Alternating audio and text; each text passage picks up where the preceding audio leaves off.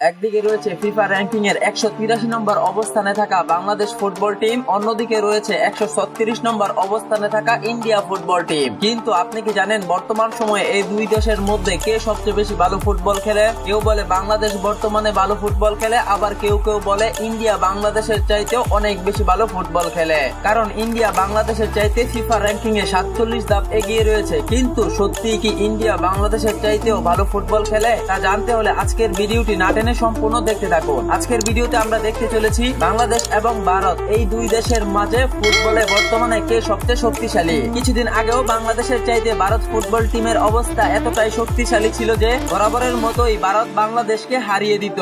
কিন্তু বর্তমানে রয়েছে বাংলাদেশে বেশ কিছু প্রবাসী ফুটবলার যারা একদিন এই বাংলাদেশের ফুটবলকে নিয়ে যাবে বিশ্ব ফুটবল মঞ্চে। এটাই বাংলাদেশের প্রত্যেকটি ফুটবল ভক্তের প্রত্যাশা। 2027 এশিয়া কাপ বাছাই পর্বের 5টি ম্যাচ থেকে ইতিমধ্যে বাংলাদেশ খেলে ফেলেছে 4টি ম্যাচ, যার ভিতর দ্বিতীয় ম্যাচটি ছিল ভারতের বিপক্ষে। সেই ম্যাচটি ছিল হামজা চৌধুরীর অভিষেক ম্যাচ। সেই ম্যাচে ভারতের বিপক্ষে বাংলাদেশের পারফরমেন্স ছিল দুর্দান্ত। যদিও সেই ম্যাচটি কোনো গোল হয়নি, তবুও দীর্ঘদিন পর বাংলাদেশের সাথে ম্যাচটি ড্র করে ভারত। তবে এবার বাংলাদেশের বিপক্ষে ম্যাচ খেলার আগে ভারত নিয়ে এসেছে এক নতুন চমক।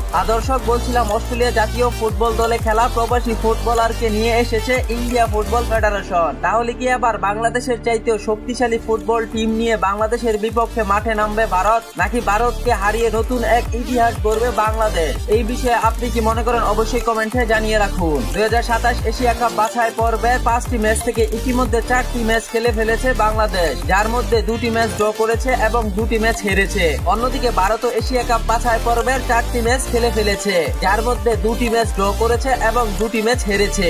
এই দিক থেকে বাংলাদেশ এবং ভারত দুই দেশেরই এশিয়া কাপ মূল পর্ব খেলার পথ ইতিমধ্যে বন্ধ হয়ে গেছে। তবুও টুর্নামেন্টের মর্যাদা, দলীয় সম্মান আর র্যাঙ্কিং পয়েন্টের গুরুত্ব ধরে রাখতে দুই দলই আগামী 18 নভেম্বর বাংলাদেশ সময় রাত 8টায় বাংলাদেশ ঢাকা জাতীয় স্টেডিয়ামে তাদের 5ম নম্বর ম্যাচ খেলতে সম্পূর্ণ শক্তি নিয়ে মাঠে নামবে। তো চলুন এবার দেখে আসি দুই দল থেকে কে সবচেয়ে শক্তিশালী। ভারত ফুটবল টিম, যারা ইতিমধ্যে ফিফা র্যাঙ্কিং এ রয়েছে 136 নম্বর অবস্থানে। শুধু তাই নয়, আগামী ম্যাচে বাংলাদেশের বিপক্ষে ভারতের মূল আকর্ষণ অস্ট্রেলিয়া থেকে আসা প্রবাসী ফুটবলার রায়ান ডেল উইলিয়ামস। তিনি উইঙ্গার পজিশনে খেলে থাকেন। তার খেলার ধরন খুব দ্রুত, আক্রমণাত্মকে দক্ষ, উইঙ্গার থেকে বল চালানো এবং ক্রাশ করার রয়েছে দারুণ দক্ষতা।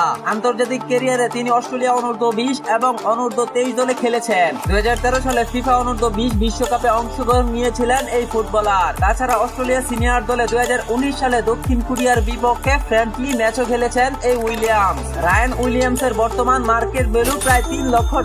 অন্যদিকে রয়েছে ভারতের অন্যতম নামিদামি ফুটবলার সুনীল ছেত্রী।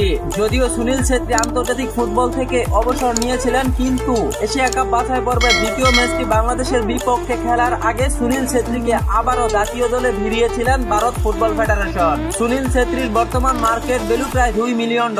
শুধু তাই নয়, ভারতের রয়েছে এশিয়া মহাদেশের সবচেয়ে দক্ষ ও সেরা গোলকিপার গুরুপ্রীতি সিং সান্ধু। লম্বা, শক্তিশালী ও দ্রুত গোল সেভের অধিকারী, যাকে বলা হয় এশিয়া মহাদেশের সেরা গোলকিপার। গুরুপ্রীতি সিং সান্ধুর বর্তমান মার্কেট ভ্যালু প্রায় $2 লক্ষ। এবার চলুন বাংলাদেশ ফুটবল টিমের বর্তমান অবস্থা সম্পর্কে জেনে আসি।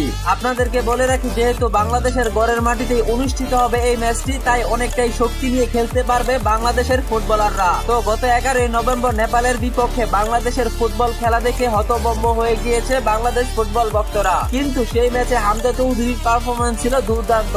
হামজা চৌধুরী যে কতটা ভয়ঙ্কর তা যেন হারে হারে টের পেয়ে গিয়েছে নেপাল। মাত্র 5 মিনিটেই হামজা চৌধুরী করেছিলেন 2টি গোল, যার ভিতরে একটি ছিল বাইসাইকেল কিক গোল। এই গোলটিকে অনেকেই বলছেন এটি ছিল এশিয়া কাপের সেরা একটি গোল। তো যাই হোক, বাংলাদেশের রয়েছে হামজা চৌধুরী, যার পারফরমেন্স বরাবরের মতোই ছিল দুর্দান্ত। যাকে নিয়ে কোনো সন্দেহ নেই যে ভারতের বিপক্ষে হামজা চৌধুরী যে হতে পারে কতটা ভয়ঙ্কর। হামজা চৌধুরীর বর্তমান মার্কেট ভ্যালু প্রায় $6 মিলিয়ন। শুধু তাই নয়, বাংলাদেশে এসেছে আরো বেশ কিছু প্রবাসী ফুটবলার, যার ভিতর অন্যতম ফাহমুদুল ইসলাম, যিনি ইতিমধ্যে ইতালিয়ান ক্লাবে দুর্দান্ত খেলছেন। বাংলাদেশের হয়ে খেলেছেন বেশ কয়েকটি ম্যাচ। যদিও ফাহমিদুল ইসলাম ফুল টাইম খেলতে পারেননি, তবুও যতক্ষণই ম্যাচে রয়েছেন ততক্ষণই আক্রমণাত্মক ভাব ছিল বাংলাদেশের খুবই শক্তিশালী। ফাহমিদুল ইসলামের মার্কেট ভ্যালু প্রায় $1 লক্ষ। অন্যদিকে রয়েছে বাংলাদেশের আরেক জনপ্রিয় ফুটবলার শামির সুম, যার ফুটবল খেলা দেখে মুগ্ধ বাংলাদেশের ফুটবল ভক্তরা। বাংলাদেশ বনাম সিঙ্গাপুরের ম্যাচে শেষ মুহূর্তে শামির সুমের দুর্দান্ত গোলে বাংলাদেশ ফুটবল ভক্তদের মন কেড়ে নিয়েছে শামির সুম। এছাড়া বাংলাদেশের রয়েছে জামাল ভুঁইয়া, শেখ মুরসালিন, জায়ান্ট এবং এবং কিউবা মিচেলদের মতো শক্তিশালী তরুণ ফুটবলার। তো বাংলাদেশ এবং ভারত দুই ফুটবল টিম কারো থেকে কারো শক্তি কম নয়। তবে 18 তারিখে দেখা যাবে কে কতটা দাপট নিয়ে কার বিপক্ষে কতটা লড়তে পারে। তো আপনার কাছে আগামী ম্যাচ ভারত এবং বাংলাদেশ থেকে কে জিতবে বলে মনে করেন অবশ্যই কমেন্টে জানিয়ে রাখুন। ভিডিওটি ভালো লাগলে লাইক, কমেন্ট, শেয়ার, সাবস্ক্রাইব করতে ভুলবেন না। দেখা হবে পরবর্তী অন্য কোনো ভিডিওতে। ভালো থাকুন, সুস্থ থাকুন, আল্লাহ হাফেজ।